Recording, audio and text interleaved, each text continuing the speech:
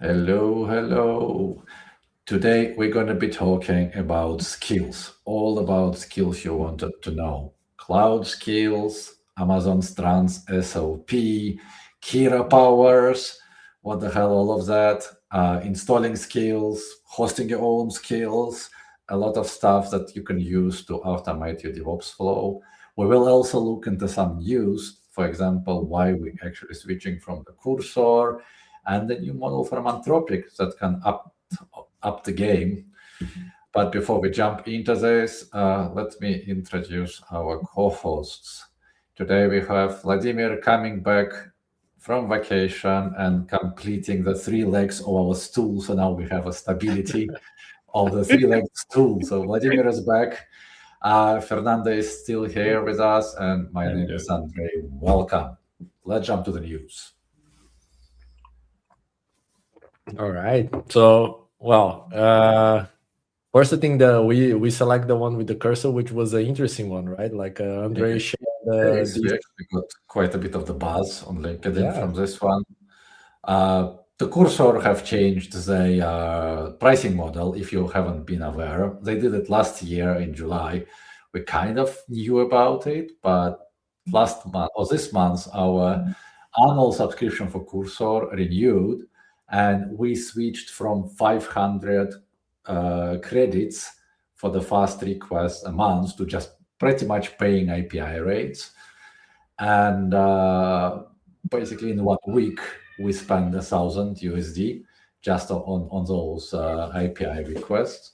So it's not sustainable really for us going You would forward. say we are not alone. I think like a small other companies feel the same, but they will expect it like as an end of a month. They just will review the bill and think, oh, this is now cost $1,000 per developer. It's maybe okay, but it's a bit unexpected. Yeah, I would say we are late to the party because there were like a lot of buzz about that in July, where Cursor actually changed the prices, and there were people paying monthly, so they got hit first. We hit only now because we had the annual subscription, and we still had those 500 credits renewing every month, and that was like a really good deal. Right now, it's not a really good deal, but my personal opinion is that Cursor is showing us what's to come, because as models gets more useful, we are more and more in position, well, like just take our money, let us keep using it. But the timing of Cursor is not the best, because there are other players on the market who are actually subsidizing the usage a lot, and you're still getting those $20 deals with a lot of credits on top. It's a bit of an interesting thing now. I run some numbers, some estimations. It may cost $5,000 to $6,000 a month to run a developer, AI developer, if you wish, 5 or 6. But this developer don't need a ED, it don't need a VS Code or Cursor or whatever. It's just need the model itself. We don't need to see. There's no one who operate the console. There's no seat, basically, which is a bit interesting how it's gonna evolve. Yeah, I mean, all of this is it's amazing what it can do, right? But now I think you start seeing the other end of this, that if you go all in, you need to understand this. It's not for free, right? I think everybody was before, like, it's just $20. So instead of paying a developer, now you pay $20 and you have the same. Not really the case anymore. And but it's good to be aware. I think this just brings back this thing that watch out when, especially when you enable this kind of automatic charges, right? Automatic recharge or whatever mechanism the AI provider gives you, that you might get a surprise at the end of the month, or like happened to us after a week, right? Yeah. So you start looking for alternatives, for example. There's for example, Open Code, which is a bit more fair in my opinion, because yes, you pay API-based rate, but you know that. Yeah. So you're committed to that. You're gonna pay for API tokens, and this is it. With this Cursor, they will give you a little bit of kind of credit, like if you use their models, right? So like, 20 you can burn in a. So like I think even with the Composer, right? Models. So like if you're using the Composer models, you have a little bit better rates, and that will last a little bit longer. But still, like if you do anything heavy, then it's not sustainable. And what we do instead now, so we need to do something, right? Instead of just using the cursor everywhere, we actually went back to Kiro, like I'm personally, because Kiro still gives you 1,000 of credits. Like last year, Kiro was letting you run, like when it was in the public preview, you just had the free access to the Sonnet, which was a good deal. Now they give you 1,000 credits, and I've been burning it for a week, and I'm still not through them. So we also have now a Claude Code subscription for the team, but that's like the one that is a middle, like the team subscription, which will run out after an hour and say, come back in 5 hours. That's like my experience with it. I basically burn through the limits in an hour or two of not very intensive work, I would say. I did a couple of normal research, which I do with OpenAI models, for example. It's kind of out of limit. It's autonomous agent in Claude. It's very cool, but it's basically 2 of my researchers. It's out of quota, and I not even touch the keyboard. I just run it, and it's done. It's look like more like a trial. Yeah, we still have cursor subscription for another year. We was not able to refund it. It's actually, there's a good thing in the type tools like cursor is what I like. It's a hooks. It's where you can execute a shell, like as a command or Python script before AI run the tool or command. So basically, I can check like as if something dangerous in a code which I got to execute and just stop it programmatically. But I think hooks are more or less the resident for all the tools, so not only cursor. Exactly. So it's spreading. It's my favorite feature, which now available in Open Code as well. Let's have hooks as another topic that we will cover in hooks are nice. Yeah, I can discover like 9 different ways of using hooks. Different. Save it for the next time. Next time. And the final thing is like what we. So the final thing is like we still will be paying API rates. So we've been running Cursor in CI as a code reviewer, like the issue analyzer. For the code review, for now, we just replaced it with the Claude Code, because Claude Code in GitHub, well, Claude Code itself has the most straightforward Bedrock integration. The rest of the tools I researched, like that being Open Code and Klein, in Cursor themselves can do roles. Cursor doesn't really do much of the. I mean, we used Cursor only because we had those credits. Like, also Cursor gave you access to the 2 different models, right? So we've been running 3 different models in parallel, doing code review and then synthesizing the review. But it's what I find, like as maybe last week I found that like it's not possible to actually utilize all the features and provide your own key for the models in Cursor or in Claude as well. So you have your own key or Bedrock or something, you're not possible to use it. You have to go it through them, which is sometimes is not for everyone, I would like to say. Someone has some rules and regulations, it's not possible, blah, blah, blah. I think the closest to the replacement for Claude Code that I probably will spend time looking at is Open Code, because they support the Bedrock API keys, that like the keys that you generate from Bedrock, and you can have like a temporary keys now, so it should be possible to do something similar to the temporary role, because I want to use multiple models from the Bedrock. I know what we're gonna do next time, because it's aligned with the hooks thing, because hooks are available in Open Code, so it's gonna be Open Code. We can also talk about the Open Code eventually. Like, let's add it to the document. We're spending already 9 minutes on this news, so like maybe we should move off. And very briefly, last week there was a leaked documents that Anthropic is closing to release a new model, and that will be the new class above Opus. So it's like they say that's like going to be a game changer in the models, and they scared of the fact that why we're actually bringing it up, like what it has to do with agentic AI and DevOps. They scared that this model has the most advanced cyber capabilities from the models they delivered, which means that it will be very strong when it comes to hacking. and they're afraid that it will be leveraged for the mass hacking campaigns by hackers, obviously. So that's why they actually working with defenders first, and they will be releasing this model, access to this model first to defenders, so they can harden the infrastructure before it hits the public market. So if you needed a reason to prioritize your security, that's the reason. There you go. Before that, the attackers were constrained by the resources they have, like the time they have. Now they can automate it through a very powerful model. So forget about the script kiddies. Exactly. It's a real-time phishing game changer, because now people can build all of your interfaces in the real time. If you change your UI and your app, attacker will change the same thing. But I wonder about the pricing for that model. It's confirmed attraction. Probably going to be expensive. Do you want to guess how much it's going to cost? I haven't heard any estimates, so I don't know. $20 per million. $20 per million.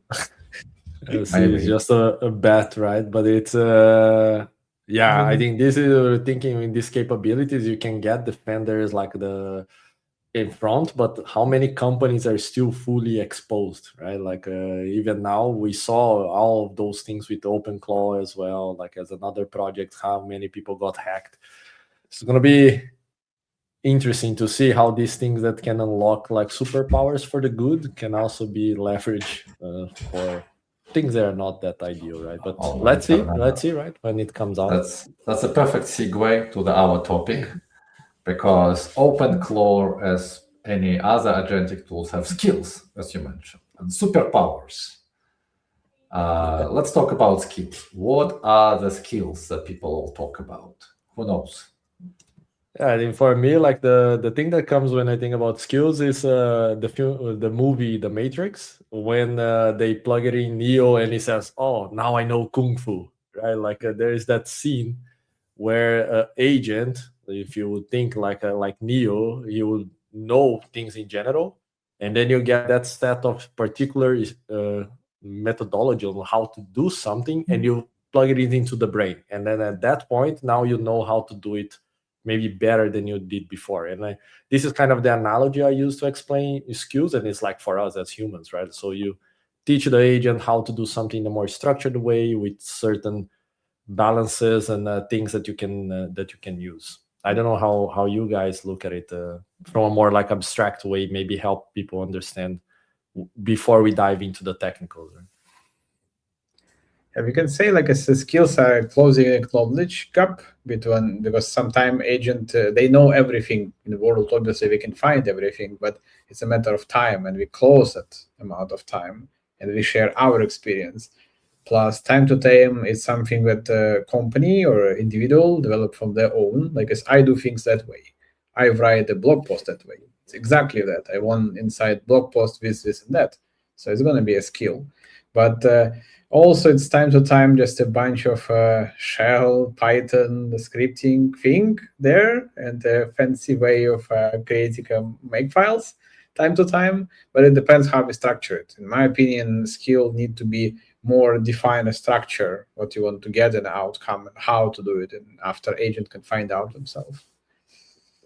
Yeah, but I would double on that. So the most use you have is explaining to agent the way you do things. Like for instance, you might have some internal tooling that the agent will not know how to use, and you define the skill as a way to explain to the agent how to use it. And if you watched our previous recording, which I think you should, where we spoke about the context and how it gets polluted and what goes into the context, you remember we spoke about system prompt, your input message, and then all the tools that gets into there. But skills is something that being loaded into your context, into what agent knows dynamically.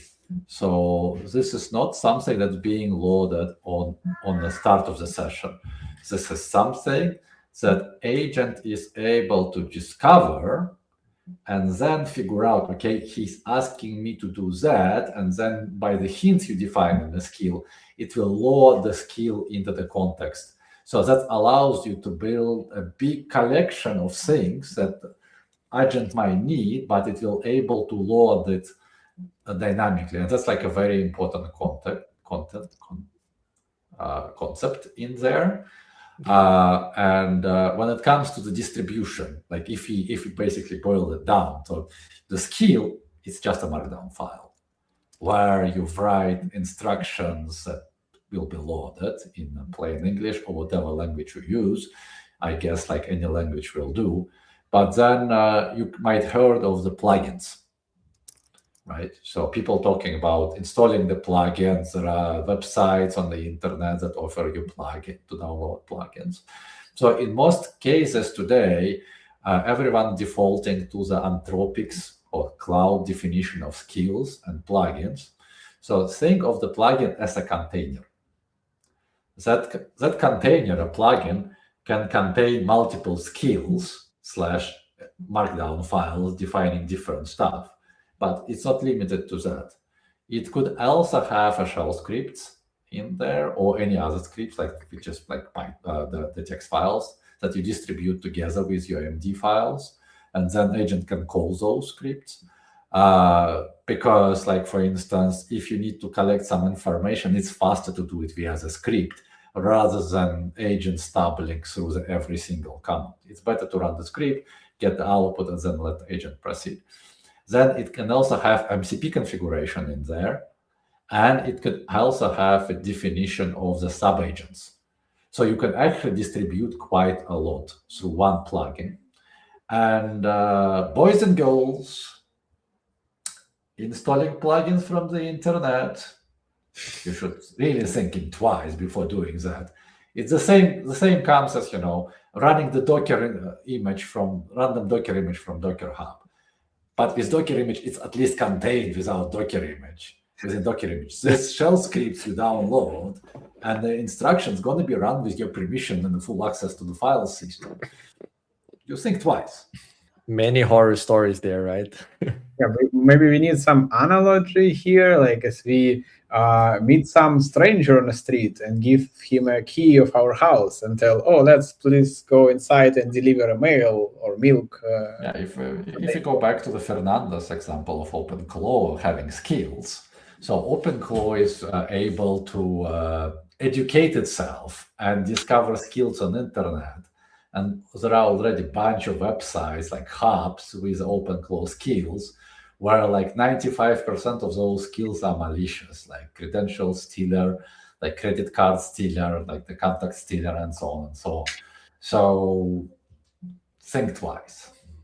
Yeah, I have started using a lot of skills on my day-to-day here, but because of this, I'm usually like, let me understand the concepts and things like this and create my own skills, so then I have more control over it. Because this is indeed like, I remember when OpenClaw came out, everyone was so excited with the capabilities and this idea, like I can just one command or just even ask AI, right? Like install a skill and learn how to do it.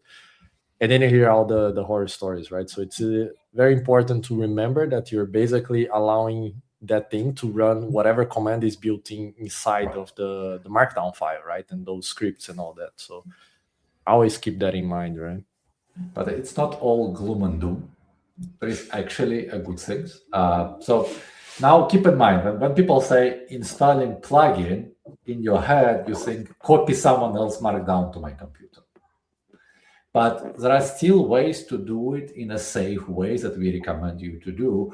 And you can create a plugin marketplace, what's called. I don't know why we coming up with the names that are confusing for the things that they are not. But anyhow, plugin marketplace is basically a private GitHub repository with JSON file with it that describes all the plugins you have in this repository.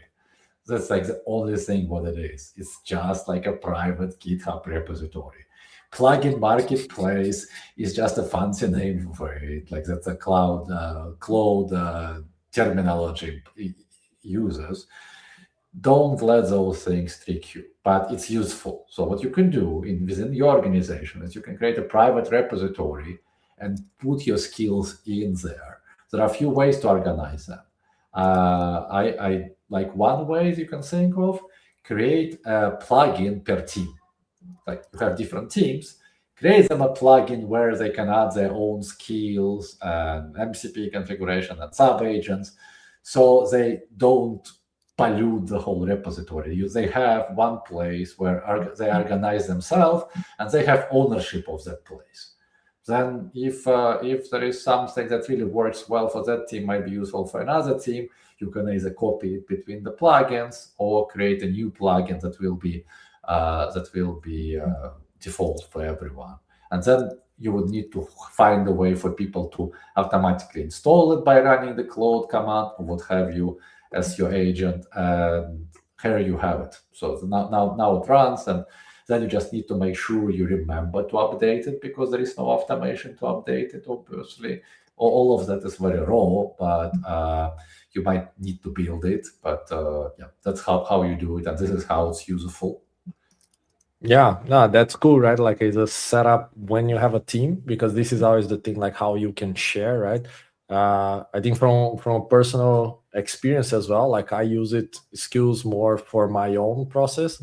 So it is interesting to understand as well where you can place them, right? So you can have skills at the user level, so those skills are available to all, thinking about Claude Code particularly, yes, right? To all sessions in your machine. Or you can have skills at the project level, which can be very cool as well. If you have a particular project that's very, I don't know, specific to something, and you say, hey, I want every time to handle this project in a certain way, you can create a skill inside of the context of the project. And that also goes with Cursor, right? They can load skills into Cursor and like these other IDEs as well, or coding, yes, agents, right? Most of the tools nowadays, they respect the Claude Code skill format, so they would recognize it and load it from there. Some of them need extra prodding, but generally they would do it. Some of the tools actually choose their own way. Like there is Kiro Powers, which I haven't is very similar thing to the Claude skills. I'm like all the comparisons I found had a very gray distinction between them. I might be wrong here, so I'm open to be thrown tomatoes at me if I'm wrong. But I feel it's just calling the same thing, different names. Different names, same thing. Yeah, just so we are different. Another thing that you might see on the internet is SOP, which, like, especially if you live in the AWS land, it's standard operating procedures. There are a bunch of AWS resources that recognize it. So, like, for instance, Wallet Resilience Hub will use SOPs. If you're using the AWS Knowledge MCP, I learned hard way that it actually has a tool for loading AWS-defined also SOPs that you cannot influence. Strands agents also defines SOPs and allow you to define your own SOPs, load them, and then Strands-based agents can run those SOPs for you. That's like actually what Boris does. That's like the tool we are building. It's using Strands SOPs format to load the instructions and allow teams to define their own procedures. Like one thing where it's useful, like in the context of Boris DevOps agent, for instance, you have the squeaky service that's frequently giving you a headache, but it's a legacy service. The person who built it in an obscure arcane language left long time ago. You kind of going to replace it with something better one day. You're kind of doing it, but it's still taking time. So each time that squeaky service starts to misbehave, there are certain things you're going to check to know if it's a real problem or not. It's a very well known patient that service is. So what you can do is, instead of asking the like Boris or any other agentic AI you have, to troubleshoot it, like repeating all those steps, what you do is you basically define the SOP or a skill, depending again the system you operate. Like in the case of Boris, that will be SOP, telling it like this service is there, this is how it fails, this is what you check. So next time, like I ask you to run SOP, think of SOP as a runbook, basically. You go do that, present me result. Another good use case for SOPs, for example, which is very frequently used with Boris, is creating the postmortems. So you had incident, Boris has access to Slack, it has access to the metrics and AWS, it has access to the code. It can put it all together and produce a postmortem for you, but every team will have their own way of doing postmortems, the formats where they save them, and this is where they can customize it. So that we usually supply the some things that they can start with as a SOP template for the postmortem, but then they customize it so it fits their needs and so on. Yeah, I think this shows exactly the point of these skills and SOPs, right? Like let's say the capabilities there for the reasoning, for the creation, is basically how you structure it in a way that fits what you want to do, right? And I think from anatomy, this combination of markdown files and scripts that can come, for example, in case of Claude skills, allow you to do quite a lot of things, right? So you have kind of this textual definition of how things should look like, and then you can have these scripts that make things more deterministic, which is usually one of the challenges with AI, right? That you want the outcome, or say the output, to always be the same when it's something like a document. So you can leverage these things just so people also understand how can you prevent a bit of hallucinations or some of these kind of things, is to have some of these scripts as kind of a way for the skill or the SOP to build things in a more deterministic way. Right. One thing that we haven't mentioned last time when we spoke about context, I don't think we mentioned it, which is also related to skills. So if you don't have skills yet, one thing that you probably do have and you've seen is a different kind of file that you put in your repository that calls agents.md or Claude.md or Kira steering rules or cursor rules and stuff like that. So, but if you focus on like agents.md and Claude.md, those are usually starting points for the agents. Those different from the skills.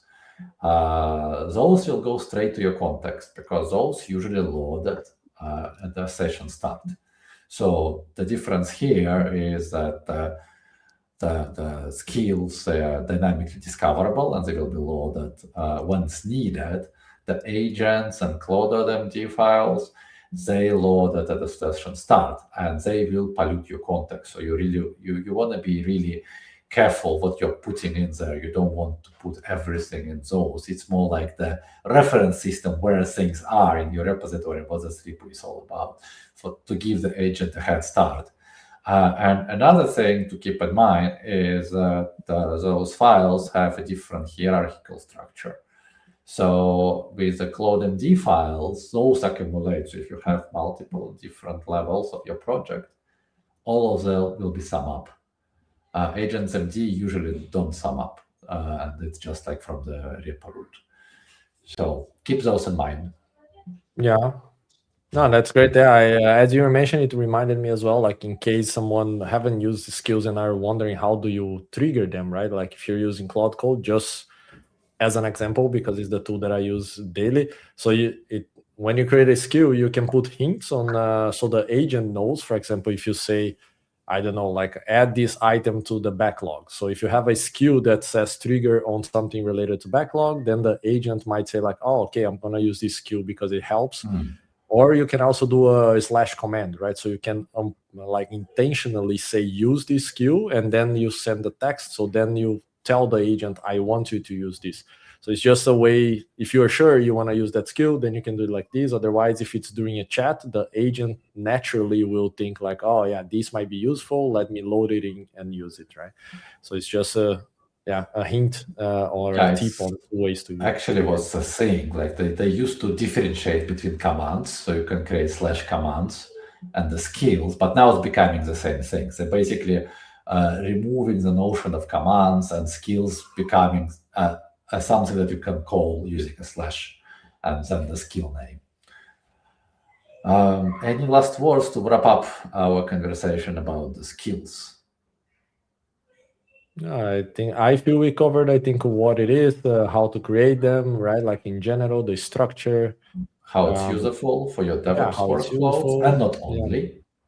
And I think next time we're going to be talking about hooks. Next week, Monday, Easter. Oh yeah, that's Monday. So we will see, but I think hooks are a very useful thing that can unlock and automate a lot of things, right? So it's cool. It's a cool topic. Definitely something very interesting. Coolio. Thank you very much, guys. Thank you for watching. See you next time. Bye. Bye-bye.